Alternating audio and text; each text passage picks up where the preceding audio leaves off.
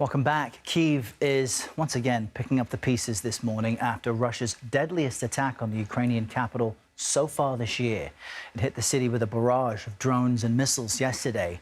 And this comes as President Volodymyr Zelenskyy returns from the G7 Leaders Summit in Canada without a meeting with President Trump. CBS News foreign correspondent Ramy Inocencio joins us from London with more on this. Good morning to you, Ramy.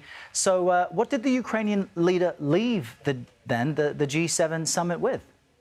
Well, he did get out of it a couple $1 billion in terms of funds and loans, but it probably wasn't what he was expecting, hardly enough compared to the $50 billion in loans that was pledged to Ukraine when the G7 met this time last year. But of course, that was a very different kind of political landscape. The biggest win was Canada, pledging a total of $4.3 billion in new support. $2 billion of that was for the military, for things like drones, ammunitions, and vehicles. Then the other $2.3 billion in loans is to help Ukraine rebuild infrastructure destroyed, that is continuing to be destroyed by Russia's invasion. And this money, we know, is so needed, as you just mentioned at the top there. Those attacks have continued, ramped up since the early spring.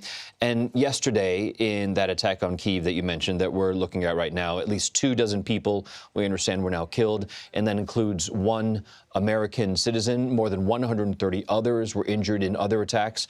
But as Russia keeps pounding Ukraine, I think it's also important to know what Zelenskyy and Ukraine did not get that is also perhaps even more important. He didn't get that one-on-one with President Trump that he wanted, who left early because of the ongoing conflict between Israel and Iran. And he didn't get an American pledge of more weapons for Ukraine's defense. There was also no joint statement of support for Ukraine. Again, unlike last year in Italy when they pledged their unwavering support, and again, $50 billion. Again, in context, this year it was only more than $4 billion, and mostly from one country, Canada.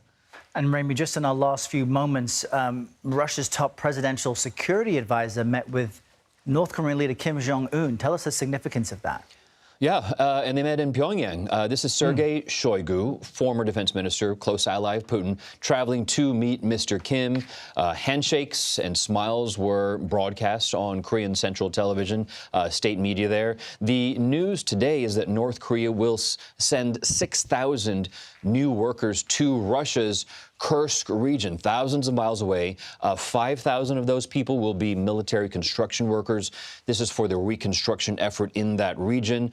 The other 1,000 are reportedly going to be so-called sappers. These are people who demine the region, according to Russia's state news agency. So all of these workers, in addition to about 15,000 North Korean soldiers that were reportedly sent to Russia over the past year. All right, Ramy Inocencio reporting from London. Thank you, Ramy.